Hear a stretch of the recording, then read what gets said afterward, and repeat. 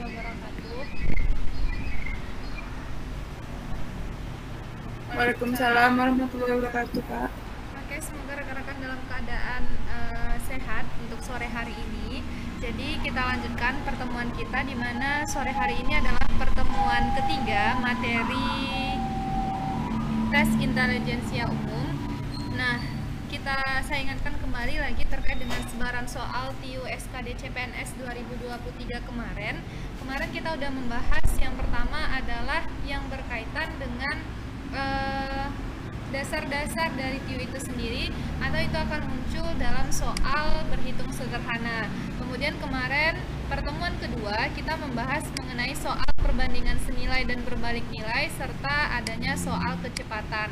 Nah, hari ini kita lanjutkan di mana yang akan kita bahas hari ini yaitu berkaitan dengan soal analitik, analogi, dan silogisme. Nah, kalau silogisme dan analogi, kata ini kan masih bersifat sederhana, jadi teman-teman bisa mempelajarinya sendiri. Hari ini saya khususkan untuk menjelaskan mengenai materi yang dinamakan dengan penalaran analitis, di mana ini adalah soal-soal yang cukup panjang dan membutuhkan yang namanya analisis dari teman-teman untuk mendapatkan jawabannya.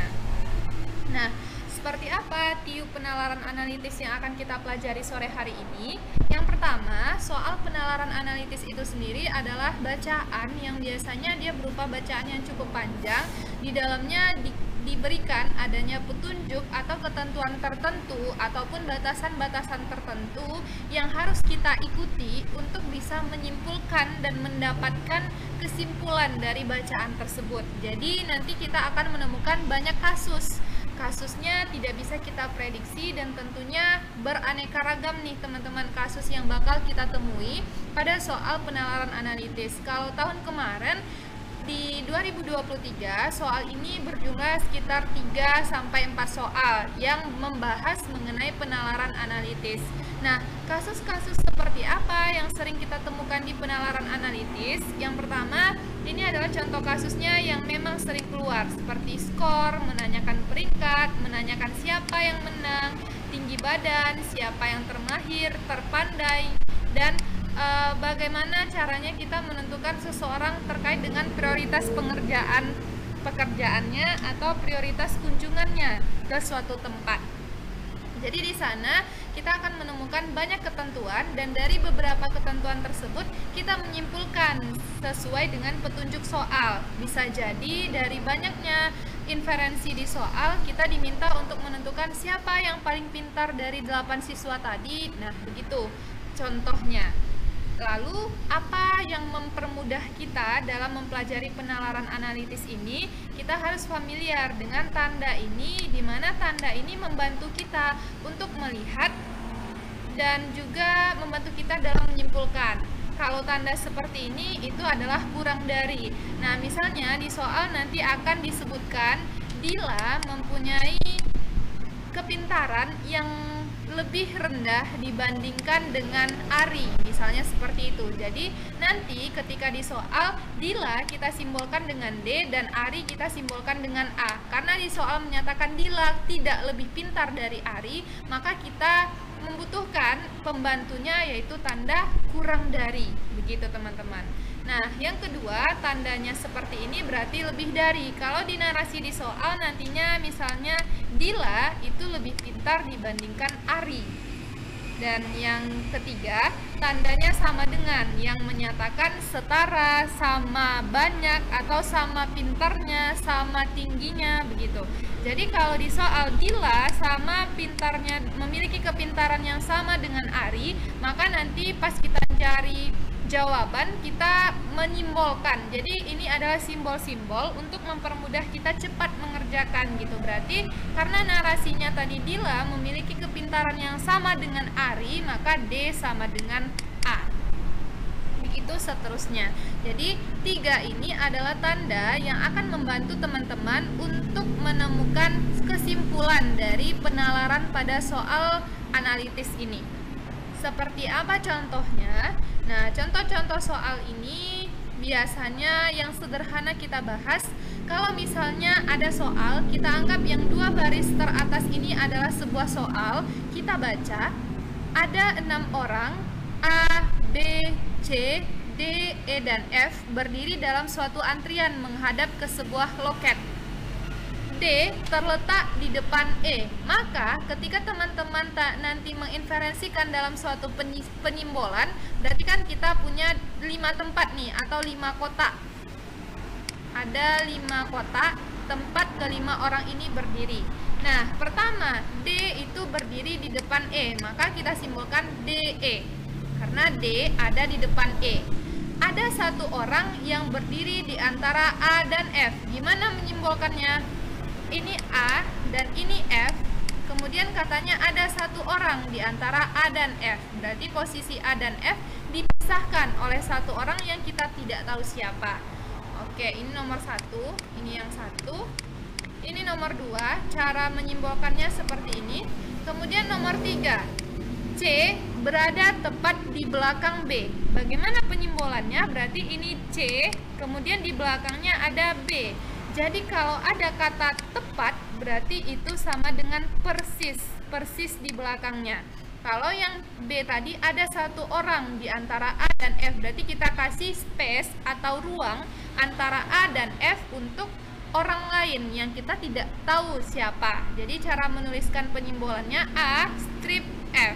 Kalau yang C berada tepat di belakang B, berarti ini C dan B berada di belakangnya. Yang artinya kita menganggap sebelah kiri ini adalah arah depan dan sebelah kanan ini adalah arah belakang. Nah, setelah kita melihat ini nanti bisa kita isikan ke bagian yang di sini gitu. Jadi kira-kira itu caranya nanti kalau kita menemukan soal-soal yang berkaitan dengan penalaran analitis. Sekarang kita coba lihat soal yang sampai di sini. Kira-kira ada pertanyaan untuk Kak Belita dan Kak Hasanah Husna? Jika tidak, boleh di send jempolnya atau apa kalau aman. Oke, Kak Belita aman ya. Kak Una gimana sampai di sini, Kak? Oke, baik. Nah, kita masuk ke contoh soal ya yang berkaitan dengan penalaran analitis. Soal yang pertama, kita lihat biasanya di penalaran analitis yang paling sering atau yang paling famous atau familiar itu dia menanyakan terkait dengan posisi orang duduk, di mana orang tersebut di sini dapat kita baca pada rapat Karang Taruna, Ali, Dodi, Lulu, Leni, Gadis, Mobil, Rara, dan Tony mengelilingi meja bundar dengan posisi sebagai berikut. Berarti kita tahu mereka mengelilingi sebuah meja bundar. Nah, ada berapa orang nih? 1, 2, 3, 4, 5, 6, 7, 8. Ada 8 orang. Kita bagi meja bundar ini menjadi 8. Caranya ini 1, 2, 3. Nah, ini berarti ada 8 tempat orang duduk mengelilingi meja bundar yang di tengah ini. Jadi kita udah ngasih nih tempat ada 8 orang kan. Setelah itu kita di sini tidak perlu menuliskan nama secara lengkap. Cukup kita simbolkan dengan huruf. Nah, itu nanti akan membantu kita cepat. Misalnya Ali kita simbolkan dengan huruf A. Kalau Dodit kita simbolkan dengan huruf D. Kalau Lulu, kalau kita simbolkan Lulu ini dengan L, Leni kan juga L. Berarti kita bantu dengan satu angka di belakangnya. Lulu itu kita simbolkan LU dan Leni dengan LE. Gadis G, mobilnya M, Raranya R, dan Tony itu dengan huruf T. Nah, jadi penyimbolan ini akan membantu kita memudahkan untuk menilai dan melihat begitu. Lah, sekarang kita sudah membuat suatu sketsa tempat duduk untuk 8 orang dan simbol nama masing-masing orang. Kita baca ketentuannya.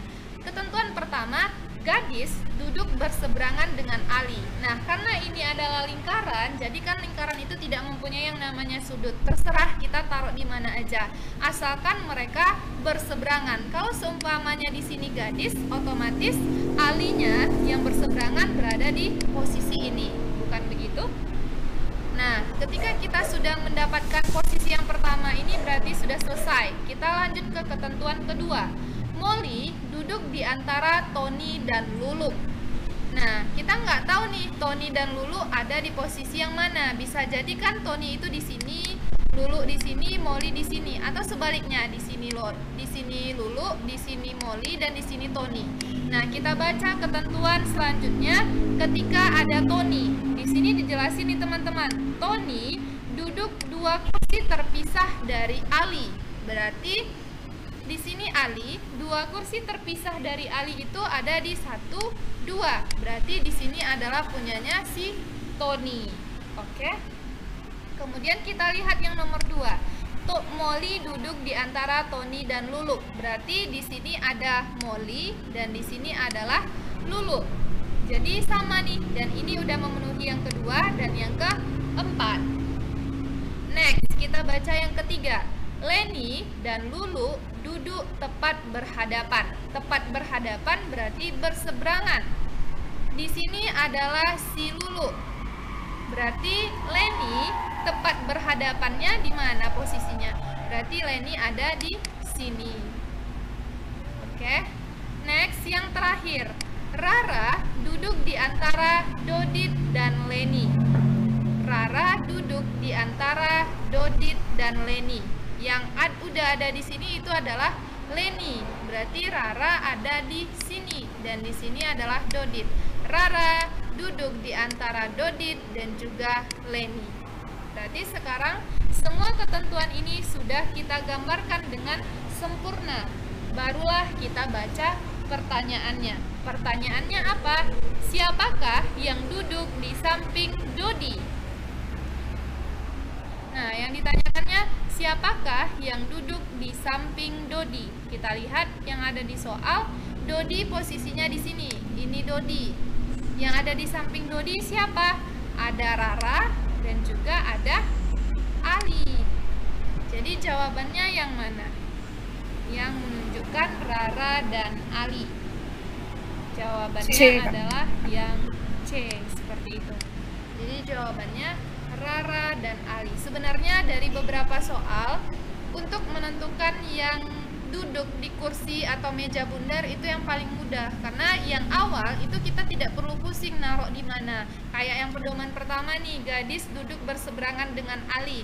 Karena lingkaran itu tidak punya yang namanya sudut, maka kita selagi dia berseberangan bisa jadi yang lain nanti kita tambahkan dengan begitu aja.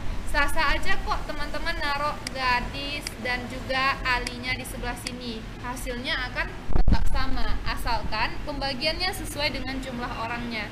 Karena ini ada 8 orang, berarti meja bundar tersebut harus kita bagi posisinya untuk 8 orang. Sampai di sini ada yang ingin ditanyakan?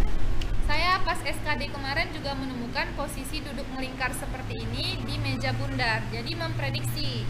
Bisa jadi pertanyaannya yang lain seperti siapakah yang duduk tepat berhadapan dengan Dodit. Kalau pertanyaannya yang tepat berhadapan dengan Dodit, maka jawabannya Tony. Tony itu duduknya tepat berhadapan Dodit dengan Dodit. Dan begitu seterusnya. Atau bisa jadi nanti yang keluar di soal, siapakah yang duduk 2 kursi terpisah dari Doni? Jawabannya siapa teman-teman? Siapakah yang duduk 2 kursi terpisah dari Doni? Yang duduk 2 kursi terpisah dari Dodit. Jawabannya apa kira-kira? Jawabannya adalah yang duduk terpisah. Ada siapa? Gadis atau Molly? Iya, ada 2. Ada gadis atau Molly. Jadi tergantung option soalnya nanti gitu. Nah, jadi tantangan pertamanya kita harus tepat meletakkan sesuai dengan ketentuan yang ada di soal. Kira-kira sampai di sini aman? Jika aman boleh send. Aman, Kak. Nah, kita next kan ke tipikal soal yang kedua. Kita lihat kalau yang kedua ini sekelompok mahasiswa mengadakan PKL di sebuah desa. Mereka menginap di rumah Pak Lurah yang memiliki 6 kamar berderet. Oke, berarti kita harus menyesuaikan ada nanti 6 kamar. Setelah itu, Rafli ingin berada di sebelah kamar imam. Jadi kita kondisikan ada 6 kamar. Kamar pertama, kedua, ketiga, 4, 5, dan 6. Rafli ingin berada di sebelah kamar imam. Ketentuannya Rafli itu mau di dekat imam. Kita nggak tahu, bisa jadi posisinya itu juga ini imam, ini Rafli.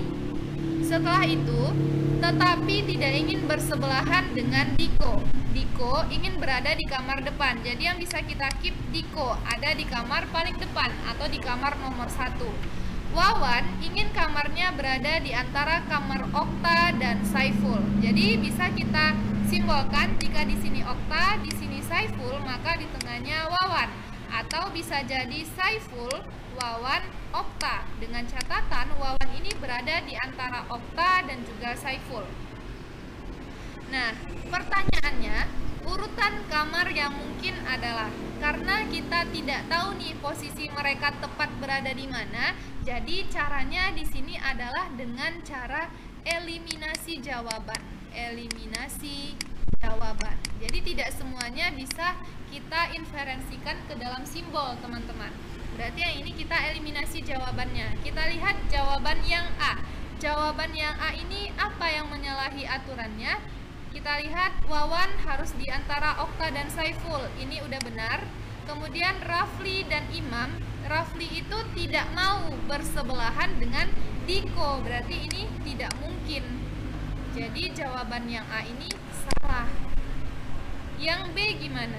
Yang B katanya Wawan itu harus di antara Okta dan Saiful. Apakah di sini Wawan di antara Okta dan Saiful? Kan tidak ya. Jadi ini juga salah. Jadi teman-teman cukup melihat kesesuaian antara option dengan ketentuan soal. Kita lihat yang C. Yang C ini Wawan berada di antara Okta dan Saiful. Rafli berada di dekat Imam. Dan Diko ada di tempat pertama. Berarti ini benar. Kalau yang kedua ini salahnya di mana yang D? Salahnya adalah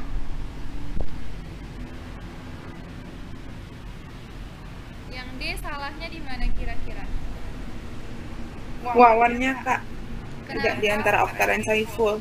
Oh ya, Wawannya tidak berada di antara Okta dan Saiful. Kalau yang E, salahnya Wawan, Rafli itu berdekatan dengan Diko. Jadi jawabannya yang C. Jadi untuk soal yang seperti ini, kalau dia tidak lengkap ketentuannya, kita gunakan eliminasi jawaban. Berarti kita udah punya 2 tipikal nih. Yang pertama di meja bundar, yang kedua dengan cara mengeliminasi dari jawabannya. Tapi tidak semua soal itu bisa kita gunakan trik mengeliminasi jawaban seperti ini. Ini masih aman? Kalau saya jelasinnya terlalu cepat boleh dikasih tahu ya teman-teman. Oke. Kita lanjut ke contoh yang ketiga. Nanti saya kasih kesempatan teman-teman mengerjakan kok. Nah, kalau soal yang ketiga ini dia sifatnya lebih panjang nih. Nah, di sini ada 2 ketentuan tipikal soalnya. Tipikal soal berarti ini tipe ketiga. Tipe 3. Gimana soalnya? Kita baca pelan-pelan. Dalam pemilihan anggota klub renang, pelatih mengadakan seleksi dengan menilai aspek stamina dan kecepatan. Ada 5 orang yang mengikuti tes, yaitu ada Angga, Bima. Jadi ini bisa kita simbolkan dengan A, B, C, D, E ya. Karena kebetulan hurufnya berurutan. Adapun hasil penilaiannya sebagai berikut. Nah, di sini dia aspeknya ada 2, ada stamina dan aspek kecepatan. Caranya kita kelompokkan. Yang pertama nih untuk stamina kita buat di sini. Yang kedua untuk kecepatan kita buat di sini. Setelah itu baru kita baca ketentuannya. Yang pertama, stamina Angga lebih baik dari Ciko. Tadi di awal kita tahu simbol untuk lebih baik atau lebih dari itu adalah simbol seperti ini. Ketentuannya stamina Angga lebih baik dari Ciko. Angga lebih dari Ciko. Oke. Setelah koma perkataannya kecepatannya tidak lebih baik dari Ciko. Berarti Ciko ini lebih cepat dari Angga. Ya kan teman-teman? Karena katanya Angga kecepatannya tidak lebih dari Ciko. Berarti Ciko nih yang kecepatannya lebih baik dibandingkan Angga. Selesai untuk ketentuan yang pertama. Kita baca lagi pelan-pelan ketentuan kedua. Stamina Ciko lebih baik daripada Bima. Simbolnya gimana? Berarti Ciko lebih baik daripada Bima. Akan tetapi, kecepatan dari mereka berdua menunjukkan bahwa Bima lebih baik. Berarti kecepatannya Bima lebih baik daripada Ciko. Selesai. Yang kedua. Kita baca yang ketiga. Stamina Bima lebih baik dari Dery. Berarti Bima lebih dari Dery. Sedangkan kecepatannya Dery lebih cepat daripada Bima. Berarti Dery lebih dari Bima. Oke. Yang terakhir, Dery memiliki stamina dan kecepatan yang lebih baik dari Enggar. Dery memiliki stamina yang lebih baik dari Enggar, kecepatannya juga Dery lebih baik daripada Enggar. Nah, ketentuannya ada di sini. Enggar memiliki kecepatan di urutan kedua. Berarti kalau kita analisis di sini peringkat dari kecepatan itu ada bentar saya hapus dulu. Berarti kan dari perkataan tersebut kita mendapatkan urutannya. Kita ganti warna jadi warna biru. Nah, jadi di sini bisa kita buat nih. Nah, urutannya kita buat 1, 2, 3, 4, dan 5. Di soal terakhir ada menyebutkan Enggar memiliki kecepatan di urutan kedua. Berarti ini Enggar. Oke? Nah, setelah itu, ini urutannya gimana? 1, 2, 3, 4, dan 5. Kita baca dan kita lihat secara seksama. Di sini katanya A lebih daripada C. C lebih daripada B.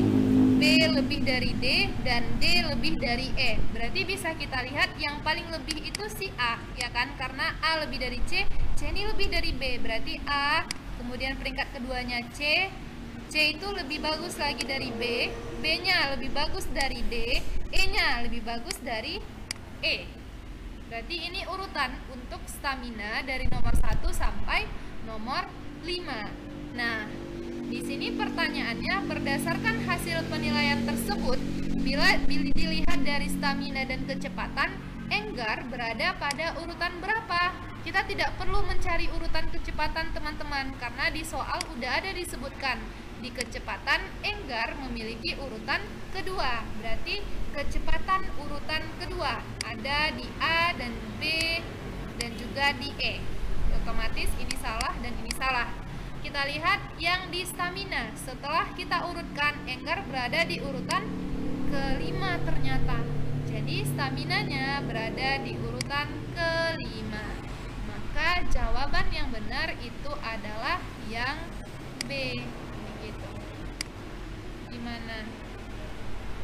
Memang pertanyaannya panjang, tapi selagi kita teliti untuk melihat dan membaca persoalan-soalnya, pasti kita bisa menemukan inferensi dari soal. Jadi teman-teman jangan sampai salah nih, misalnya dalam menggunakan simbol-simbol yang ini. Oke, sampai di sini aman. Jika aman, boleh send jempolnya kawan-kawan. Oke, baik, kita coba lanjut. Berarti udah ada 3 tipe ya. Tipe pertama tadi apabila dia itu bulat. Tipe 1 itu dalam meja bundar. Tipe 2 ketika kita harus mengeliminasi jawaban tanpa harus menyimbolkan. Dan tipe ketiga itu adalah di urutan. Urutannya ada 2 ketentuan.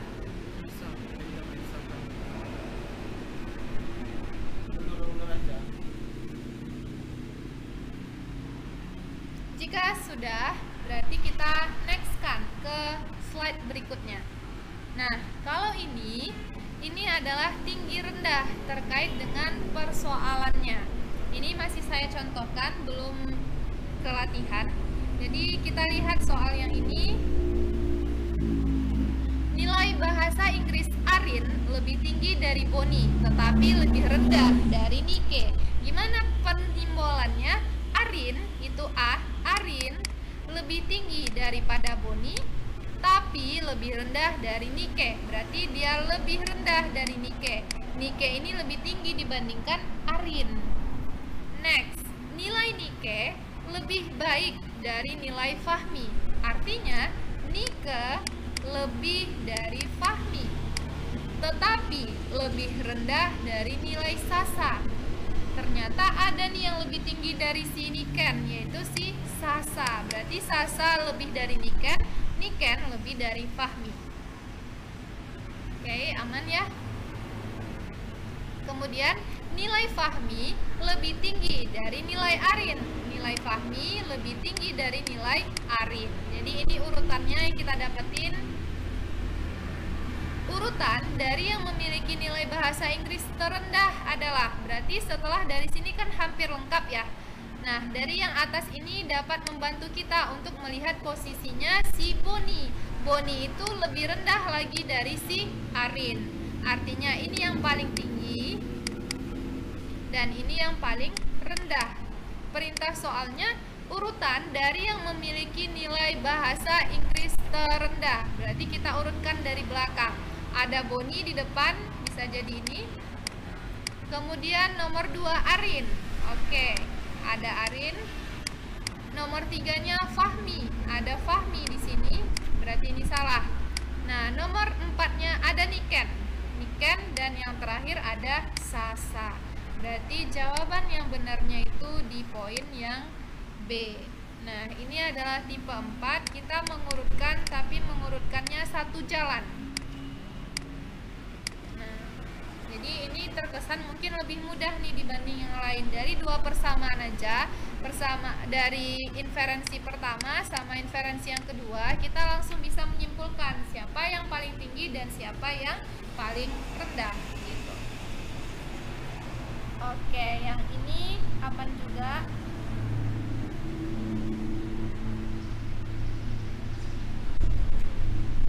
Baik, jika iya, nah, aku punya beberapa soal nih teman-teman untuk melihat teman-teman nanti susahnya di mana. Jadi ada sekitar 6 soal yang bisa teman-teman kerjakan.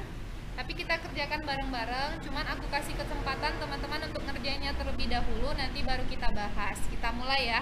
Dari soal yang pertama, silakan teman-teman menyiapkan pena dan alat tulisnya terlebih dahulu dan memastikan udah PW gitu ya. Nah, ini soal yang pertama.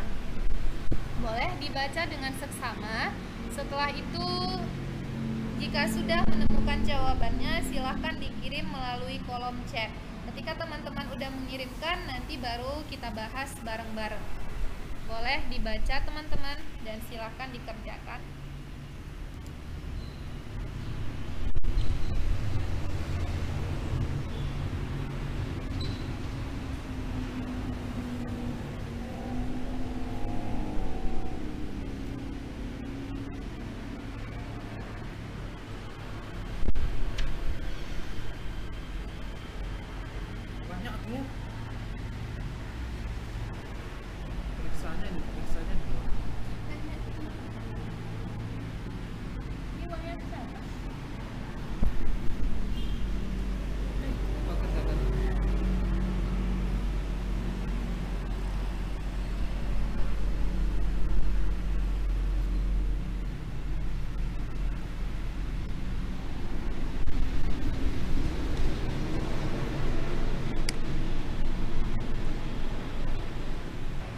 Lihat dari soalnya.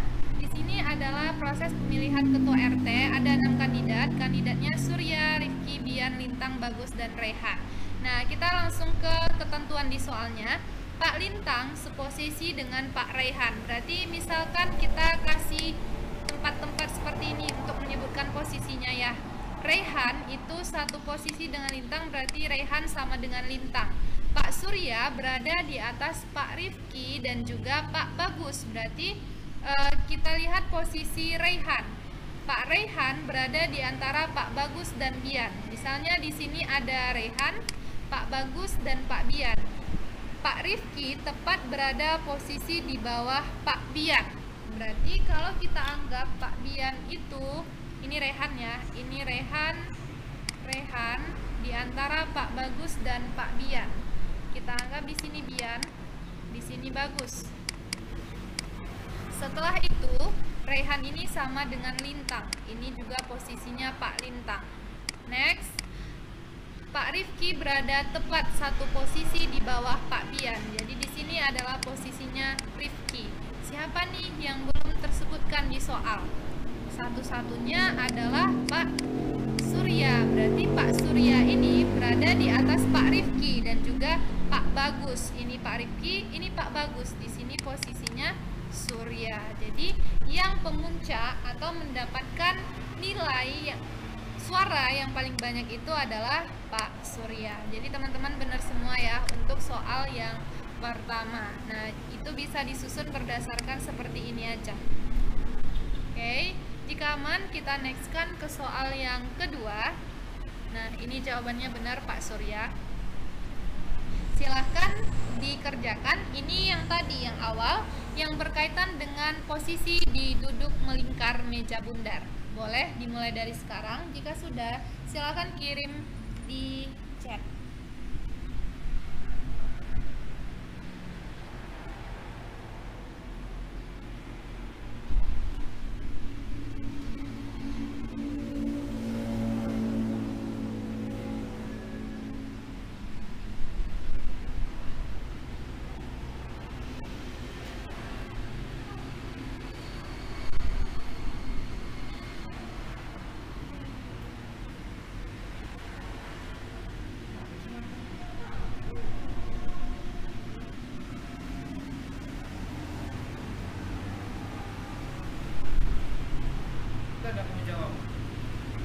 Nah, di sini ini adalah 8 orang yang duduk di satu meja bundar. Seperti tadi kita kondisikan ada meja bundar untuk 8 orang.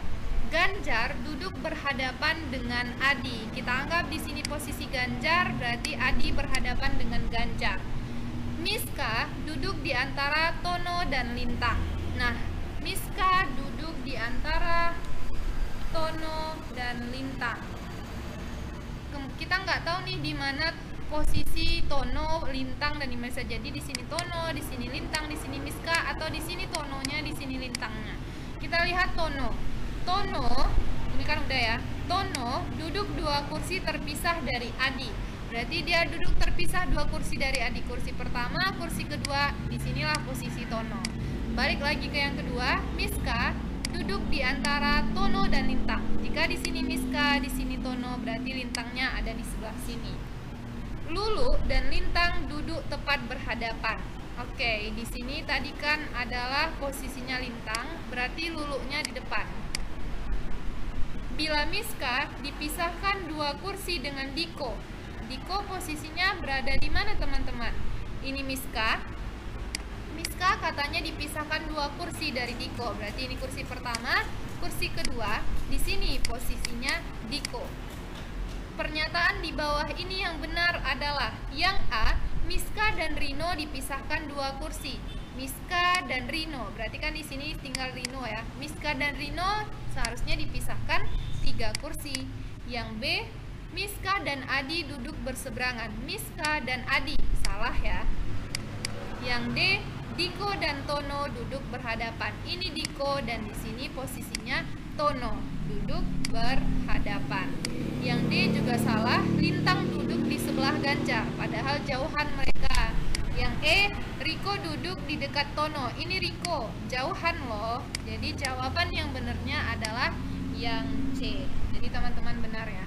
Kita next kan untuk soal berikutnya. Nah, ini jawabannya tadi C. Soal berikutnya, boleh dicoba dikerjakan terlebih dahulu.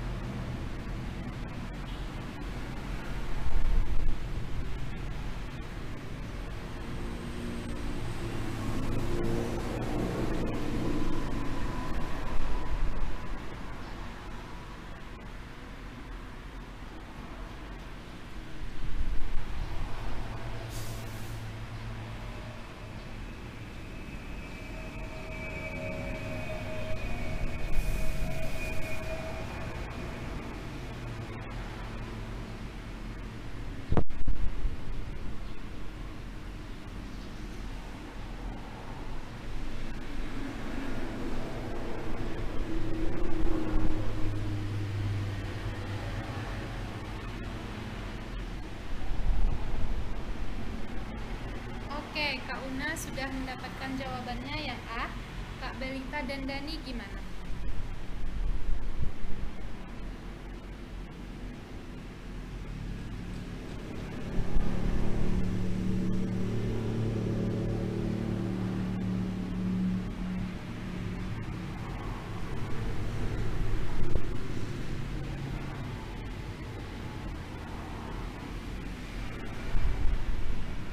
Oke, boleh Kak ganti jawaban. Kak Belita dan Dani ditunggu.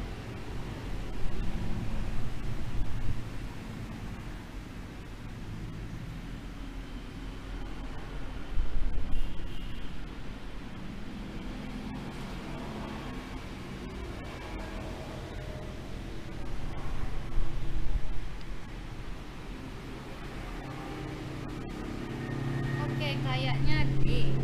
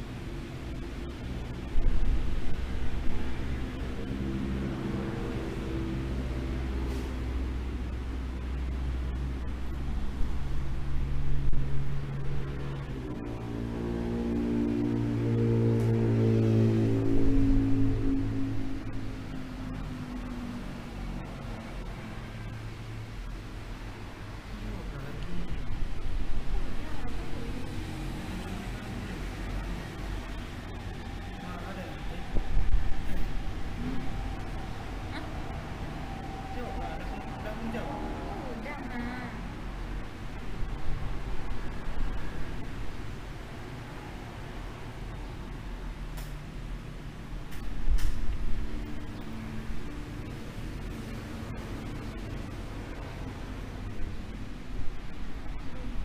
Oke, baik. Kita bahas bareng-bareng ya, teman-teman. Kita lihat soalnya pertama. Beberapa orang berkumpul untuk melakukan rapat persiapan pernikahan di satu meja bundar. Nah, di sini meja bundar lagi. Kita buat suatu meja bundar, tapi posisinya untuk 6 orang. Kita bagi aja 6 ya. Gimana nih biar bagus? Nah, kayak gini ya untuk 6 orang. Di sini ada beberapa yang ingin kita letakkan. Kita kasih simbol ya. Mempelai wanita berarti MW. Mempelai prianya MP, perwakilan keluarganya PK, pembawa acaranya PA, vendornya VD, dan yang terakhir itu ada VK ya. Nah, mempelai wanita duduk bersebelahan dengan mempelai lelaki. Boleh taruh di mana aja, kita anggap di sini ya, mempelai wanita dan mempelai lelakinya, pria. Setelah itu, pembawa acara duduk berseberangan dengan perwakilan keluarga. Nah, sekarang di sini kan kita nggak tahu nih tempat duduk si pembawa acaranya di mana. Ada nggak yang bisa membantu kita? Ada ya. Yang kita lihat yang ketiga coba. Perwakilan keluarga duduk satu kursi terpisah dari mempelai lelaki. Berarti perwakilan lelaki di sini nih. Berarti dia duduk satu kursi terpisah. Satu kursi terpisah itu maksudnya ada satu space di antara mempelai pria. Satu kursi terpisah, berarti dia berada di sebelahnya. Ini adalah untuk perwakilan keluarganya. Lalu pembawa acara duduk berseberangan dengan perwakilan keluarga. Berarti pembawa acaranya di mana? Karena berseberangan, berarti posisi pembawa acara di sini. Nah, pernyataan yang pasti benar katanya. Kita udah nemu 4 tempat untuk 4 orang yang berbeda. Kita cuman yang belum kita temukan itu adalah vendor dekorasi sama vendor catering.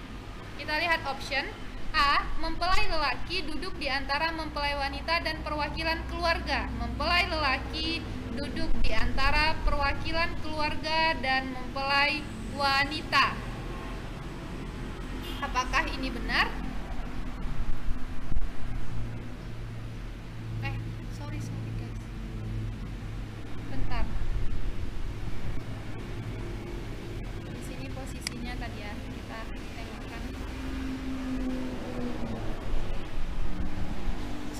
yang awal tadi teman-teman, yang perwakilan keluarga duduk satu kursi terpisah dari mempelai lelaki. Berarti kan ada pemisahnya di sini, berarti di sini adalah perwakilan keluarganya. Ya. Nah, jadi kita lihat option A, mempelai lelaki duduk di antara mempelai wanita dan perwakilan keluarga. Jelas salah ya. Yang B, vendor dekorasi duduk berseberangan dengan mempelai wanita. Yang berseberangan sama mempelai wanita perwakilan keluarga, berarti ini salah. Yang C, vendor dekorasi duduk bersebelahan dengan vendor catering. Yang D, perwakilan keluarga duduk di sebelah vendor catering. Nah, kalau yang C ini kan nggak mungkin ya, vendor catering itu berdekatan sama vendor dekorasi karena mereka terpisah sama perwakilan keluarga. Yang E, pembawa acara duduk di sebelah vendor catering. Nah, ini kita nggak tahu di sini vendor catering atau di sinikah vendor dekorasinya.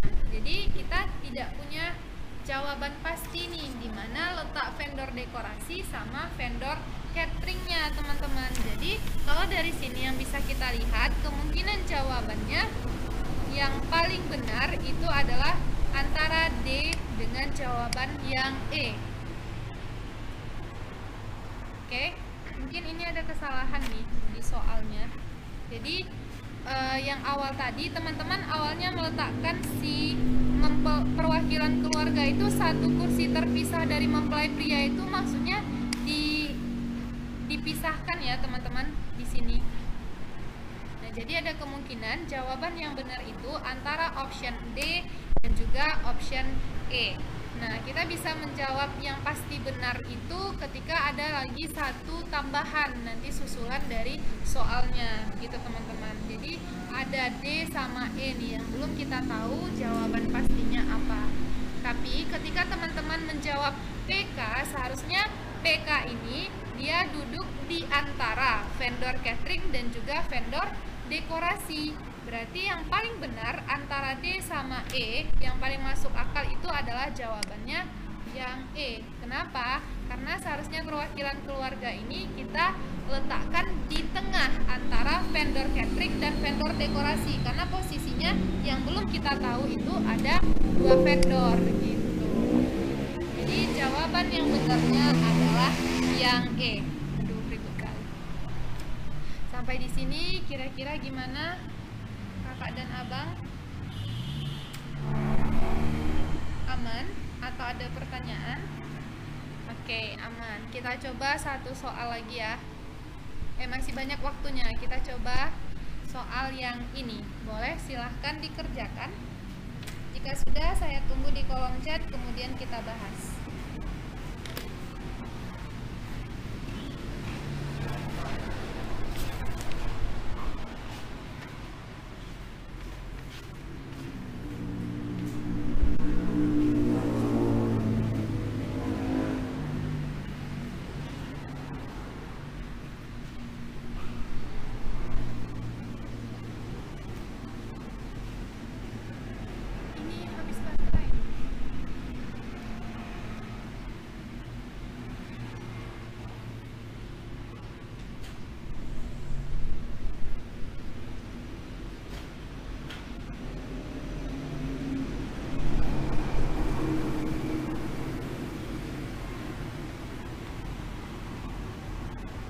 Oke, Kak Belita udah jawab, jawabannya yang B. Teman-teman yang lain gimana? Ini dia nanya nilai siswa.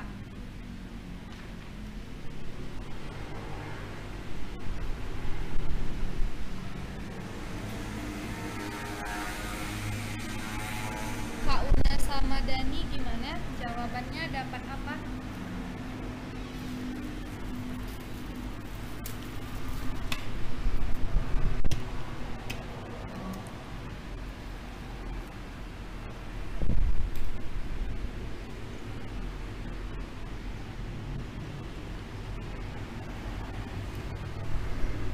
Oke, boleh kita coba bahas ya. Tolong casnya.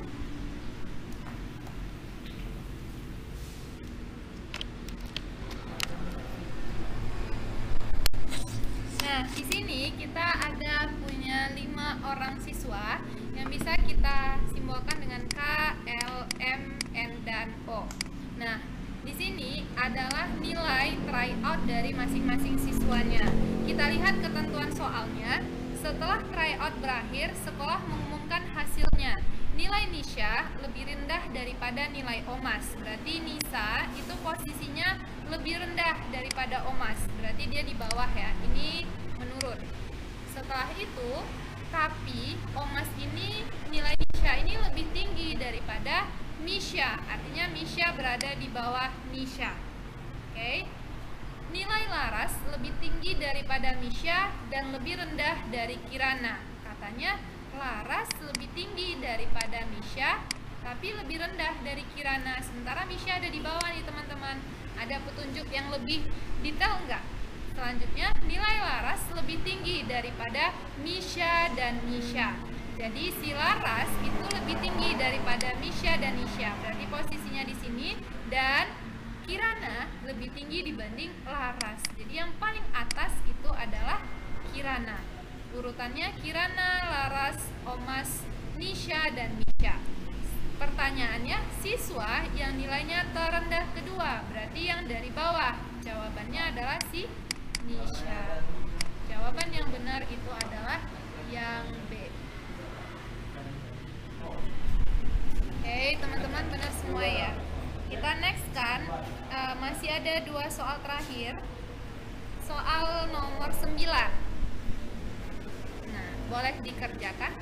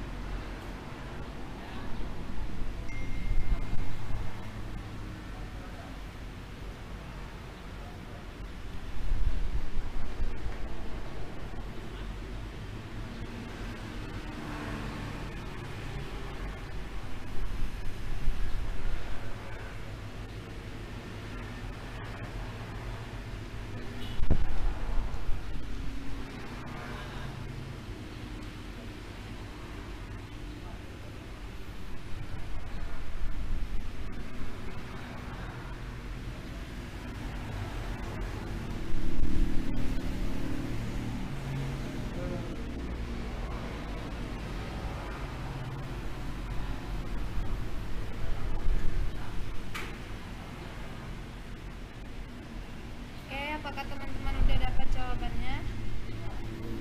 Boleh di-send di grup di chat.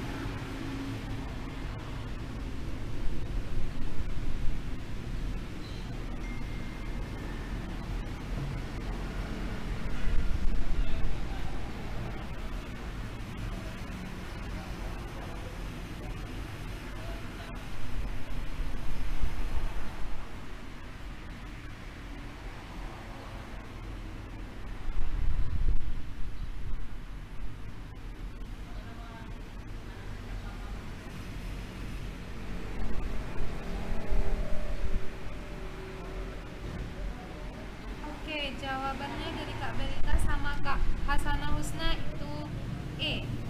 Dani gimana?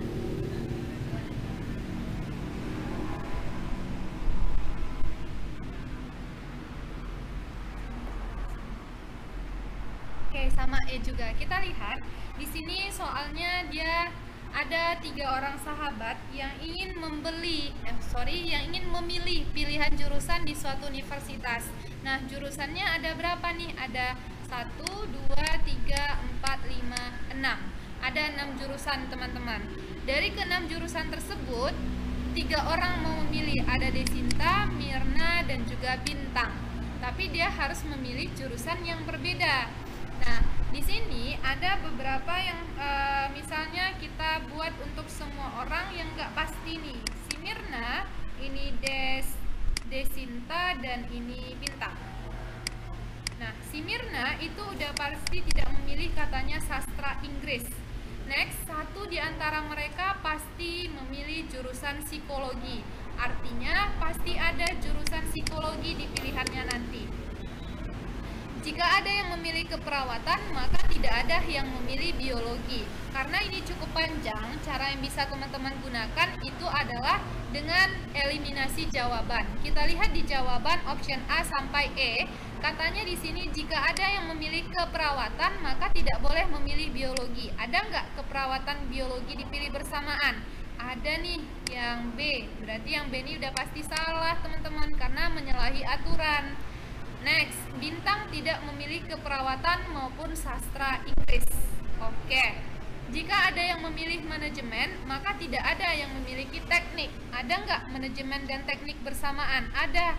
Di option A, ini ada. Dia nggak boleh dipilih barengan. Yang di option C, ada juga nih. Berarti salah. Di option E, lah juga ada manajemen dan teknik informatika. Berarti salah dong teman-teman. Kenapa? Karena menyalahi aturan yang terakhir. Jika ada yang memilih manajemen, tidak ada yang memilih teknik informatika. Jadi teman-teman bisa menggunakan eliminasi jawaban. Jadi jawaban yang benarnya yang D. Apa benar? D ini emang benar jawabannya gitu kan? Satu yang bisa kita pilih dari sini itu adalah satu di antara mereka pasti memilih jurusan psikologi. Jadi psikologi ini udah pasti pilih gitu. Nah, yang lain ini bergantung kepada bagian yang ketentuannya gitu. Jadi ini tipe soal yang ketiga tadi nih teman-teman, yang kita menggunakan yang namanya eliminasi jawaban. Karena kalau dari ketentuannya kita jadi bingung, kita nggak tahu sebenarnya siapa milih apa dan si ini milih apa gitu. Oke, gimana dengan soal yang ini? Jawaban yang benarnya itu adalah yang D, dengan tipikal eliminasi jawaban. Ada pertanyaan teman-teman atau aman? Kalau aman boleh kirim jempol, kalau tidak aman boleh open mic.